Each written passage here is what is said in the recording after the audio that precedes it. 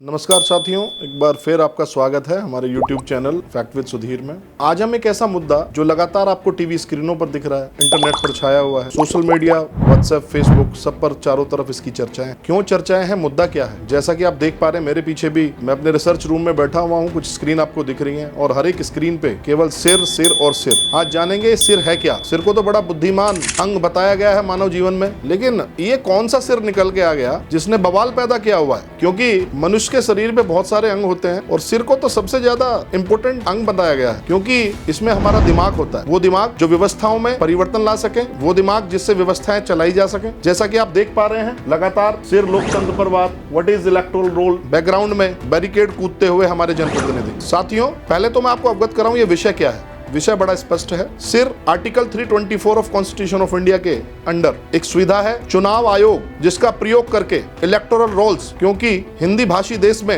अंग्रेजी के शब्दों का प्रयोग क्यों किया जा रहा है? क्योंकि आजकल ये फैशन बन गया है कि चीजों को इस तरह से प्रेजेंट करें जिससे आम आदमी उसे ना समझ पाए। सिर को सीधा सीधा बता देते कि मतदाता जो सूची है उसका पुनर्निरीक्षण का जो कार्य होता है, लेकिन आपको स्पेशल इंटेंसिव रिवीजन, जिससे कि देश की 2/3 आबादी को यही पता ना चले। इंटेंसिव केयर तो उन्होंने सुना है, और बिल्कुल इंटेंसिव केयर कहाँ सुना है? हर एक आदमी आईसीयू में जाता है, जी मेरा दोस्त, मेरे मित्र या मेरा कोई मरीज आईसीयू में है, तो जो इंटेंसिव शब्द जो है वो इंटेंसिव केयर यूनिट होता है, वहीं से ये शब्द इजाद हुआ है स्पेशल इंटेंसिव रिवीजन। आपको पता है कि जो कोई बीमारी गंभीर हो जाती है वो आईसीयू में जाती है, लेकिन ये बीमारी क्या इतनी गंभीर हो चुकी थी कि इसमें स्पेशल इंटेंसिव रिवीजन की जरूरत पड़ी? कुछ मेरे दर्शक ये सोच रहे होंगे कि देश में ऐसा पहली बार हो रहा है। नहीं, कई बार 1951 में, 52 में, 57 में, 61 में, 65 में, 67 में, 82 में, सन 1985 में, 1992 में, 93, 97, 2004 और 2003 तक ऐसा रिवीजन हुआ। लेकिन साथियों, सबसे बड़ी बात लोकतंत्र में यह होती है, जैसा कि मैंने वीडियो के शुरू में बोला था, कि इस दिमाग का प्रयोग कर, इस सिर का प्रयोग कर, जो ऊपर वाला सिर है जिसको मस्तिष्क बोला जाता है, इसका प्रयोग कर कोई भी कार्य उस समय और उस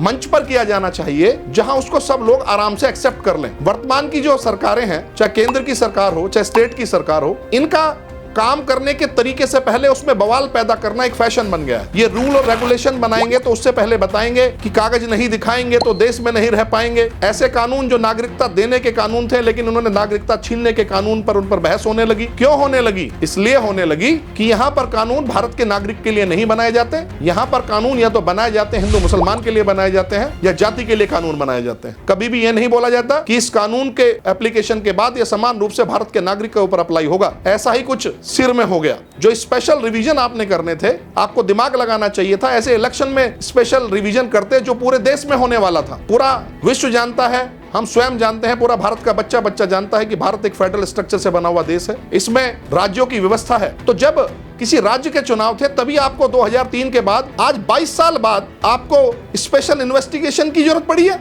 आपको अगर ये काम करना था तो 2024 के आम चुनाव से पहले ये काम करते, क्योंकि वो इलेक्शन पूरे देश का होने वाला था। कोई भी राज्य, कोई भी मुख्यमंत्री इलेक्शन कमीशन के ऊपर उंगली नहीं उठाता, उनसे नहीं पूछता कि आखिर ये काम आप क्यों कर रहे हैं। आप एक बड़ा विज्ञापन निकालते, सभी सोशल मीडिया पर, प्रिंट मीडिया पर एक विज्ञापन भेजते, पूरे देश में एक पर्टिकुलर टेन्योर डिफाइन होता कि 6 महीने के अंदर 2024 के आम चुनाव से पहले पूरे देश के अंदर स्पेशल इंटेंसिव रिवीजन्स होंगे, और जो इलेक्टोरल रोल्स, ये मतदाता सूची बनेंगी, वो स्पेशल इंटेंसिव रिवीजन्स के बाद बनेंगी। लेकिन आपको ऐसा नहीं करना था, क्योंकि हर एक चीज में आपको आरोप प्रत्यारोप कराने हैं और संसद में बैठकर आपको हंगामे करवाने हैं। आपको वहां पर आम आदमी के जीवन में जो परिवर्तन के कार्य हैं, शिक्षा, चिकित्सा, रोजगार, वो आपको वहां डिस्कस नहीं कराना है। अगर 2024 के आम चुनाव से पहले ये रिवीजन होता तो मुझे उम्मीद है कि कोई भी आदमी इस पर उंगली ना उठाता। आज वही बिहार जिसने केंद्र की सरकार को एक बैसाखी दी, केंद्र की सरकार अब 2 बैसाखियों पर है। एक स्वयं का उसका धड़ है, लेकिन दोनों पैर एक चंद्रबाबू नायडू जी के हाथ में है तो दूसरा नीतीश कुमार जी के हाथ में है। और वो बिहार जिससे केंद्र की सरकार चल रही हो, प्रश्न पूछता है हर एक वो पढ़ा लिखा व्यक्ति कि आखिर वो 65 लाख वोट जो अब काटे गए हैं, वो 2024 के चुनाव में जब भारत का प्रधानमंत्री तय हो रहा था और उन्होंने भारत के प्रधानमंत्री को चुनने में एक महत्वपूर्ण सहयोग दिया है, तो आखिर 1.5 साल बाद आपको क्यों याद आई कि अब बिहार में स्पेशल इन्वेस्टिगेशन की जरूरत है? ये प्रश्न उठता है। जनता आपकी टाइमिंग पर प्रश्न उठाती है। अगर आपको लागू करना है एक ऐसा स्टेट जिसने केंद्र की सरकार को एक बैसाखी दे रखी हो, क्यों ना सबसे पहले आप दोबारा विधानसभा के साथ वहां लोकसभा का चुनाव कराएं और देखें कि उन 65 लाख मतदाताओं के हटने के बाद आखिर प्रधानमंत्री चुनने में बिहार कितना डेविएट होता है, क्या रिजल्ट आते हैं। इस वीडियो के माध्यम से मैं ये भी कहना चाहूंगा, अगर आपको रिवीजन करने हैं तो आपको विधानसभा के चुनाव के साथ साथ लोकसभा का चुनाव करना चाहिए।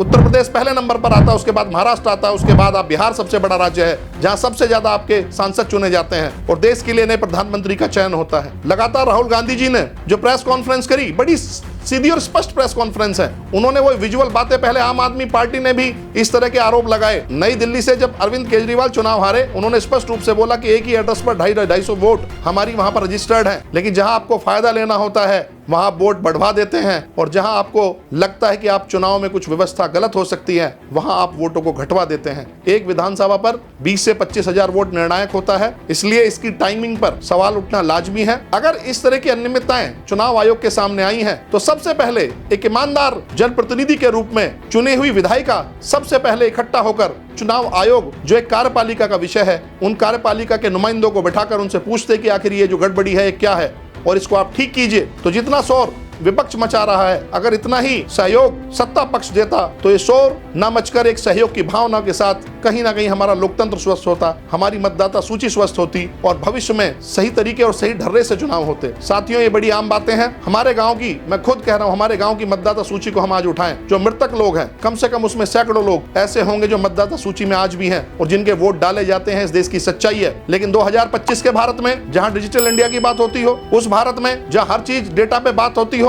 आज आखिर एक्सेल सीट बनाकर एक बात में जो कॉमन नंबर से उनको डिलीट क्यों नहीं किया जा सकता। ये इतना बड़ा डेटाबेस नहीं है। ऐसा देश जो विश्व पटल पर सॉफ्टवेयर का सबसे बड़ा डेवलपर देश माना जाता हो, जिसके बच्चे पूरे विश्व में अपनी सॉफ्टवेयर टेक्नोलॉजी के आधार पर धमाल मचाए हुए हों, उसके लिए छोटी छोटी डेटा की डुप्लीकेसी निकालना इतना बड़ा मुद्दा आखिर क्यों बन जाता है। साथियों, लगातार मृतकों का इलेक्टोरल रोल में होना, मतदाता सूची में होना एक बड़ा मुद्दा बन गया है। कौन से ऐसे आपने प्रिवेंटिव एक्शंस लिए या कौन से ऐसे मेजर्स आप ले सकते हैं जिससे डायरेक्ट मृतक लोग कभी लिस्ट में ना आए। आज की डेट में, आज की तारीख में प्रत्येक जिले के अंदर जन्म और मृत्यु प्रमाण पत्र बनते हैं। आखिर जितने भी मृत्यु के प्रमाण पत्र इशू किए जाते हैं उनको सीधा इलेक्शन कमीशन की डेटा पर साइट पर क्यों नहीं भेजा जाता? उनको वहां से सेंट्रलाइज डेटा क्यों लिंक नहीं किया जा सकता? आखिर चुनाव आयोग कोई ऐसा सर्वर या पोर्टल क्यों नहीं बनाता कि जितने भी मृत्यु प्रमाण पत्र इस देश में जारी किए जाएं उनको सीधा इलेक्शन कमीशन को भेजा जाए? ऐसा कोई जिला नहीं है, ऐसा कोई क्रिमिनेशन सेंटर नहीं है जहां अनआइडेंटिफाइड लोगों को क्रिमिनेशन किया जाता हो। तो आखिर जिस दिन मृत्यु प्रमाण पत्र आप जारी करते हैं उसी दिन वो डेटा एक इलेक्शन कमीशन को भेज देंगे तो कहीं ना कहीं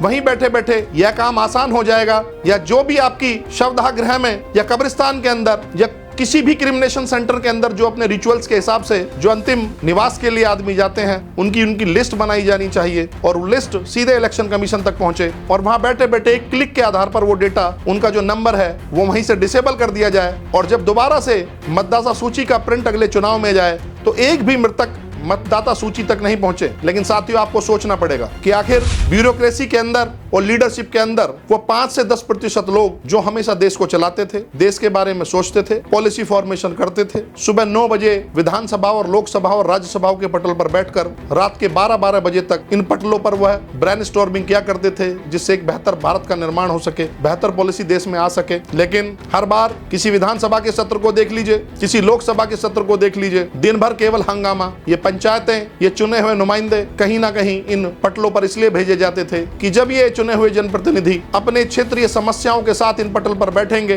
तो जो कॉमन समस्या होंगी, जिनका निर्धारण या जिनके क्रियान्वयन के लिए नीतियों की जरूरत पड़ेगी, सब लोग बैठकर मिलजुल कर नीतियां बनाएंगे और नीतियां बनने के बाद वो समस्याएं भविष्य में खत्म हो जाएंगी। लेकिन साथियों, ऐसा नहीं है। आखिर इन हंगामों से, बैरिकेड कूदने से एक देश जिसमें लोकतंत्र ही नहीं केवल विश्व का सबसे बड़ा लोकतंत्र चलता हो, वहां पर चुने हुए जनप्रतिनिधियों को अगर अपनी बात मनवाने के लिए धरना प्रदर्शन करें या उनको रोडों पर पैदल मार्च करना पड़े तो लोकतंत्र कितना स्वस्थ है, कितना स्वस्थ नहीं है। या सत्ताएं जो विपक्ष की बात को मानने के लिए तैयार नहीं है, या सत्ता किस तरीके से चलाई जाती है जिससे पक्ष और विपक्ष एक साथ बैठकर देश की प्रगति के लिए सोचें, ये जिम्मेदारी हमेशा सत्ता पक्ष की होती है। कि किस तरीके से वह देश को आगे चलाना चाहता है, एडामेंट होकर अपनी बातों को सबसे हाईएस्ट प्रायोरिटी और सबसे ज्यादा स्वस्थ बात समझकर या स्वस्थ विचार समझकर अगर आप देश में अप्लाई करेंगे तो कहीं ना कहीं लोकतंत्र अपनी प्रासंगिकता को खोएगा, जैसा कि आज वर्तमान परिस्थितियों में देखा जा रहा है। एक लोकतांत्रिक पक्ष यह भी है कि लोकतंत्र में दोनों ही, सत्ता हो या विपक्ष, दोनों का स्वस्थ होना, दोनों का ऊर्जावान होना, दोनों के बीच सौहार्दपूर्ण वातावरण होना और दोनों ही मिलकर देश की प्रगति के लिए कार्य करें। जब लीडर ऑफ अपोजिशन ने एक प्रेस कॉन्फ्रेंस के माध्यम से कुछ प्रश्न उठाए हैं तो आखिर सत्ता कार्यपालिका के बचाव में इतनी मदमस्त क्यों है? क्यों हम एक कमेटी नहीं बना सकते? आखिर इलेक्शन कमीशन को डर जाना चाहिए अगर वो कुछ गलत कर रहे हैं, लेकिन वो डरेगा कब? जब विधायिका एक हो, स्वस्थ विधायिका हो। क्यों सत्ता पक्ष ने यह नहीं बोला कि लीडर ऑफ अपोजिशन जी, हम भी अपनी एक सदस्यों की टीम बनाते हैं, एक कमेटी बनाते हैं जिसमें आप भी रहें, आपके सदस्य भी रहें और साथ साथ हमारे सदस्य भी रहें, क्योंकि लोकतंत्र के तीनों पिलरों को स्वस्थ रखने के लिए उनमें कोई व्याधि ना आए, उनमें कोई लालच या बेकारी ना लगे, उनके अंदर कोई घुन ना लगे। ये रेस्पॉन्सिबिलिटी केवल सत्ता पक्ष की नहीं होती, ये रेस्पॉन्सिबिलिटी केवल विपक्ष की नहीं होती, ये रेस्पॉन्सिबिलिटी हर एक उस चुने हुए जनप्रतिनिधि की होती है जो इन पटलों पर जाकर बैठता है और देश की बेहतरी के लिए कार्य करता है। आखिर चुनाव आयोग जो एफिडेविट की बात करता है और कहता है कि 350 वर्ष अगर हम सीसीटीवी फुटेज निकालेंगे तो हमें लग जाएंगे, वो आग में घी की तरह कार्य करते हैं, क्योंकि कोई भी व्यक्ति है लोकतंत्र का वो अपने समकक्ष से बात कर सकता है, लेकिन अगर विधायिका कार्यपालिका के सामने कमजोर नजर आएगी तो कहीं ना कहीं इसका जो सबसे बड़ा स्वरूप और गलत स्वरूप निकल के आएगा, ये लोकतंत्र को कमजोर करता है। विपक्ष ने जो प्रश्न उठाए हैं, मृतकों की जो अनियमितताएं हैं, सूचियों में जो गड़बड़ी है, एक ही एड्रेस पे ज्यादा वोटों का होना, एक ही व्यक्ति के नाम पेरेंटल नेम होना, सैकड़ों वोटर के सामने छप जाना, प्रिंटिंग की त्रुटियां और एक्सेल सीट का डेटा का होना, इलेक्शन कमीशन की साइट पर, ये सारे ऐसे मेजर्स हैं, ऐसे मुद्दे हैं जो होने चाहिए। इन सबको मिलकर ही हम एक स्वस्थ इलेक्शन कमीशन के साथ साथ स्वस्थ लोकतंत्र की भी परिकल्पना कर सकते हैं। साथियों, आम जनमानस को सोशल मीडिया के माध्यम से, व्हाट्सएप, फेसबुक के माध्यम से, जिस भी चैनल के माध्यम से, वीडियो के माध्यम से कहीं ना कहीं इन लोगों की अब रेस्पॉन्सिबिलिटी तय करनी पड़ेगी। कहीं ना कहीं जो लोग गलत कर रहे हैं उसमें पक्ष गलत कर रहा है, विपक्ष गलत कर रहा है, अपने नजरिए को सोशल मीडिया के माध्यम से पेश करना पड़ेगा, जिससे इन जनप्रतिनिधियों पर, इन विधानसभाओं के पटल पर, इन लोकसभाओं के पटलों पर कहीं एक मानसिक प्रेशर बने कि इन सब चीजों को देखने के लिए अब भारत की जनता तैयार नहीं है। आज इस मुद्दे के साथ हम इस वीडियो को लेकर आए और काफी हमारे मित्र ये सोच रहे होंगे कि एक नई आफत देश में कहां से आ गई। ये आफत आई नहीं है, ये आफत कार्य करने के तरीके से लाई गई है। आज के लिए बस इतना ही। उम्मीद है हमारे द्वारा बताए गए फैक्ट फिगर या जो चीजें आपके कुछ प्रश्न थे उनका हम जवाब दे पाए होंगे। इस वीडियो को देखने के बाद इसे लाइक करें और हमें कमेंट के माध्यम से बताते रहें कि और किन मुद्दों पर हम बात रखें। बहुत बहुत धन्यवाद।